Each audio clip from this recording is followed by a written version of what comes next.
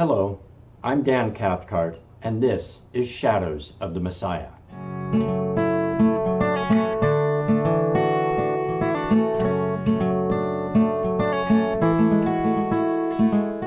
In the book of Esther, it is recorded that an enemy of the Jewish people, Haman, plotted to have all the Jewish people killed. The king of Assyria had promoted Haman above all the princes of the kingdom. As second in command to the king, he wore the signet ring of the king. All the servants of the king very properly bowed before him and paid him homage, all that is, except for Mordecai, the Jew. Haman began to hate Mordecai and his entire people. Look at Esther 3, verses 5 through 6. When Haman saw that Mordecai did not bow or pay him homage, Haman was filled with wrath, but he disdained to lay hands on Mordecai alone, for they had told him of the people of Mordecai. Instead, Haman sought to destroy all the Jews who were throughout the whole kingdom of Ahasuerus, the people of Mordecai. So in fact, there came a day when he nearly achieved his goal. Haman actually thought that he had won his battle against the Jewish people. He had convinced the king that the Jewish people were enemies of the state because they kept laws and customs other than those of the Assyrian Empire. Esther 3, verses 3 through 4. Then the king's servants who were within the king's gate said to Mordecai, "Why do you transgress the king's commands?" Now it happened when they spoke to him daily and he would not listen to them, that they told it to Haman to see whether Mordecai's words would stand, for Mordecai had told them that he was a Jew. Now these laws, of course, are the commandments of God recorded in the Torah. So even today the Jewish people are hated because they keep these laws which separate them from the people of the nations where they live. Yeshua said that we are to be a people separate from those around us. We are to be in the world, but not of the world. Look at John 17, 14 through 16. I have given them your word, and the world has hated them because they are not of the world, just as I am not of the world. I do not pray that you should take them out of the world, but that you should keep them from the evil one. They are not of the world, just as I am not of the world. Now Haman succeeded in getting the king to sign the decree authorizing the murder of all the Jewish people. The decree was signed on the 13th day of the first month, that is, the day before the Passover. Look at Esther 3, verse 12. Then the king's scribes were called on the 13th day of the first month, and a decree was written according to all that Haman commanded, to the king's satraps, to the governors, and to who were over each province, to the officials of all the people, to every province according to its script, and to every people in their language. In the name of King Ahasuerus it was written and sealed with the king's signet ring. So Haman and the king sat down together and celebrated. On that night, Haman had thought he had won. But unknown to both Haman and to the king, Queen Esther was a Jew and ready to intercede on behalf of her people. On the 14th of Nisan, the day of the Passover, Esther and all the Jewish people began a 3-day fast. On the 3rd day of the fast, Esther went in to the king and invited him and Haman to a banquet that night. Haman was beside himself with joy. He alone was singled out to be included in the banquet with the king and the beautiful young queen. The banquet went well, and Haman was invited back to attend a second banquet the next evening. It just so happened that the king couldn't sleep that night and called for the books of the records of the Chronicles so that he might read them.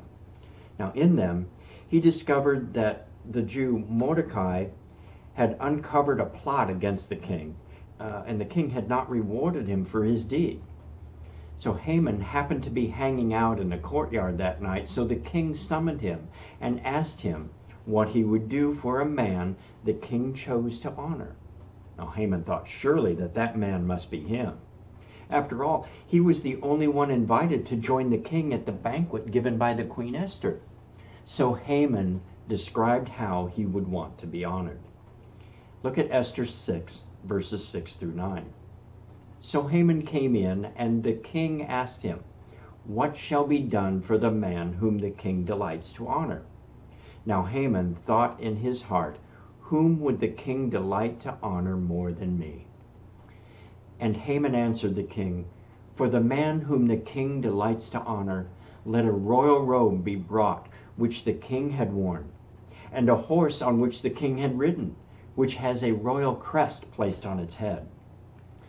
Then let this robe and the horse be delivered into the hand of the one of the king's most noble princes, that he may array the man whom the king delights to honor. Then parade him on a horseback through the city square, and proclaim him before him, 'Thus shall it be done to the man whom the king delights to honor.'"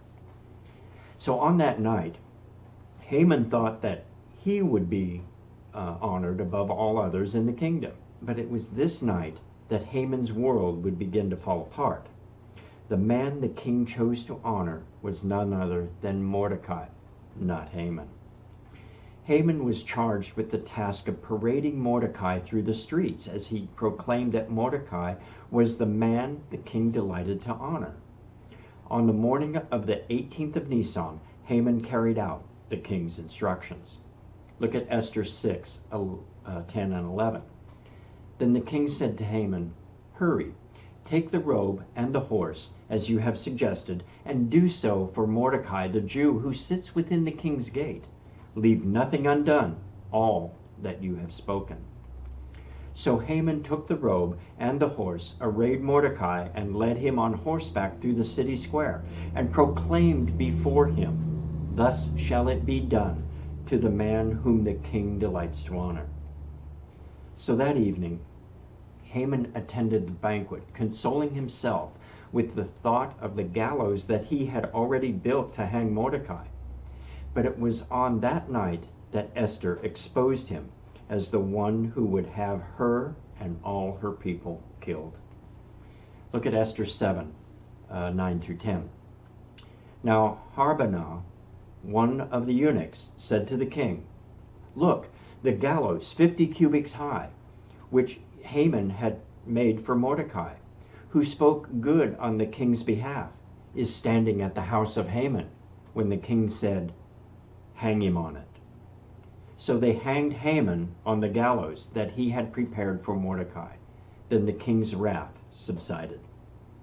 Now Haman was hung on the very gallows he had erected to kill Mordecai. 500 years later, Yeshua was crucified on Passover and put in the grave, where he would remain for 3 days, the very same 3 days as Esther's fast. So like Haman, Satan believes that he is won when Yeshua died and was laid in the grave. But unbeknownst to Satan, Yeshua would not stay in the grave.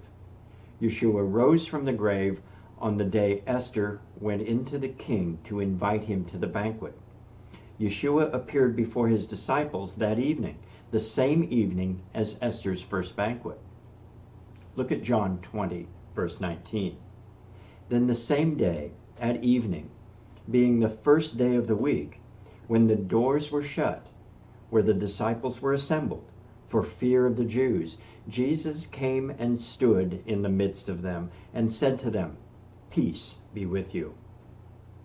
So we can imagine that the next day in heaven, as Yeshua is honored as one in whom the king delights, clothed with the royal robe, riding on a horse with the royal crest, with the host of heaven proclaiming, "This is the one the king delights to honor." So one day he will return to earth in the clouds of heaven, and all will see the one the king chooses to honor. Look at Matthew 25, verse 31 and 32. when the Son of Man comes in his glory and all the holy angels with him, then he will sit on the throne of his glory. All the nations will be gathered before him, and he will separate them one from another, as the sheep divides his sheep from the goats. But when is it that Yeshua will come and sit on his throne? So let's go back to the book of Esther. The signet ring that was given to Haman was now given to Mordecai. Esther 8, verse 1.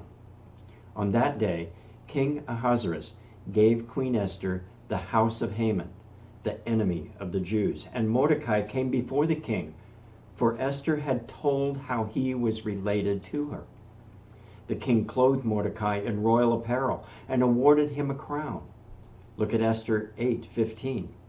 Mordecai went out from the presence of the king in royal apparel of blue and white, with a great crown of gold and a garment of fine linen and purple, and the city of Shushan rejoiced and was glad.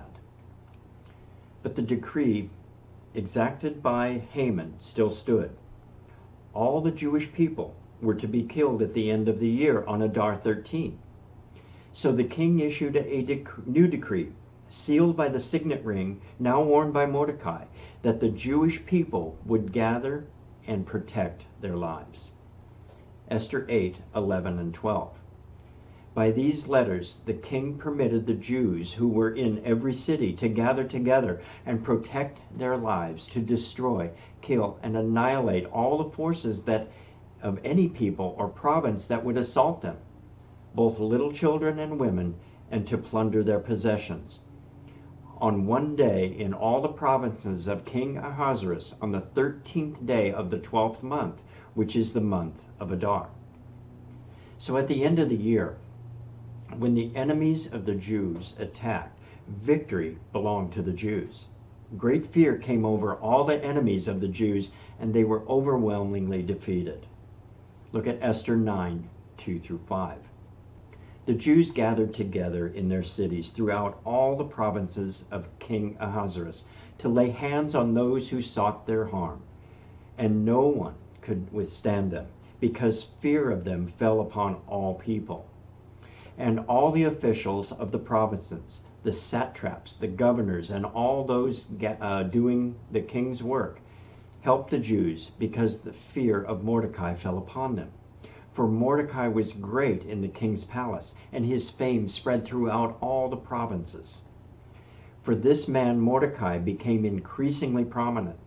Thus the Jews defeated all their enemies with a stroke of the sword, with slaughter and destruction, and did whatever they pleased with those who hated them.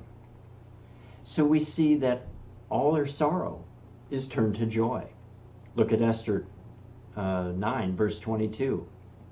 As the days on which the Jews had rest from their enemies, as the month which was turned from sorrow to joy for them, and from mourning to a holiday, that they should make them days of feasting and joy, of sending presents to one another and gifts to the poor. Mordecai ruled second only to King Ahasuerus. While he ruled, tribute from nations flowed into Assyria, and Mordecai's people prospered and knew peace. Esther 10, 1 through 3. And King Ahasuerus imposed tribute on the land and on the islands of the sea. Now all the acts of his power and his might, and the account of the greatness of Mordecai, to which the king advanced him, are they not written in the book of the chronicles of the kings of Media and Persia?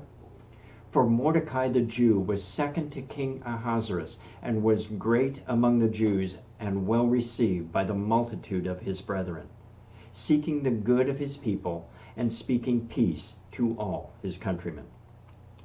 So when Adam sinned, dominion over the earth was given to Satan. With Yeshua's death and resurrection, dominion is returned to Yeshua. He wears the signet ring of God. God has turned over to him authority to judge all the people of the earth. When the appointed day comes, when all the nations gather together at Jerusalem to destroy the Jews, great fear will come on those nations. fear of God's people and fear of Yeshua. Look at Zechariah 14, 3 through 4. Then the Lord will go forth and fight against those nations, and he will fight in the day of battle. And in that day his feet will stand on the Mount of Olives, which faces Jerusalem on the east, and the Mount of Olives shall be split in two from the east to the west, making a very large valley. Half of the mountain shall move to the north, and half will move to the south. Also look at Zechariah 14, 13 and 14. And it shall come to pass in that day that a great panic from the Lord will be among them. Everyone will seize the hand of his neighbor and raise his hand against his neighbor's hand. Judah will also fight at Jerusalem, and the wealth of all the surrounding nations shall be gathered together, gold, silver, and apparel in great abundance. Also Revelation 19, 19 through 21 says, And I saw the beast, the king of the earth, and their armies gathered together to make war against him who sat on the horse and against his army. Then the beast was captured, and with him the false prophet who worked signs in his presence, by which he deceived those who received the mark of the beast and those who worshipped his image. These two were cast alive into the lake of fire, burning with brimstone. And the rest were killed with the sword which proceeds from the mouth of him who sat on the horse, and all the birds were filled with their flesh. Also, all the sorrow of their former defeats will be turned to joy. Look at Zechariah 8, 18 through 19. Then the word of the Lord of hosts came to me, saying, Thus says the Lord of hosts, the fast of the 4th month, the fast of the 5th month, the fast of the 7th month, and the fast of the 10th shall be joy and gladness and cheerful feasts for the house of Judah. Therefore, love, truth, and peace. Isaiah 25:8 says, He will swallow up death forever, and the Lord God will wipe away tears from all faces. The rebuke of his people he will take away from all the earth, for the Lord has spoken. Revelation 21, 3 through 4. And I heard a loud voice from heaven saying, Behold, the tabernacle of God is with men, and he will dwell with them, and they shall be his people. God himself will be with them and be their God. And God will wipe away every tear from their eyes, and there will be no more death, nor sorrow, nor crying. There shall be no more pain, for the former things have passed away. On that night, when Satan thought he had won, his final defeat was certain. We await that day when the nations will think to defeat Israel and all those grafted into Israel through Yeshua. When they come against Jerusalem, their defeat will be certain. All the nations will bring tribute to Jerusalem as Yeshua rules second only to his Father. Look at Zechariah 14, 16 through 17. And it shall come to pass that everyone who is left of all the nations which came against Jerusalem shall go up from year to year to worship the King, the Lord of hosts, and to keep the Feast of Tabernacles. And it shall be that whichever of the families of the earth do not come up to Jerusalem to worship the King, the Lord of hosts, on them there will be no rain. So it is with joy that we can celebrate Purim with our Jewish brothers and sisters, knowing that victory is assured. Yeshua will return, leading the attack against all those who hate Israel, Yeshua and God. He will establish his reign, and during his 1,000-year reign, his people will prosper and experience peace. This has been Shadows of Messiah. I'm Dan Cathcart. Shalom, and be blessed.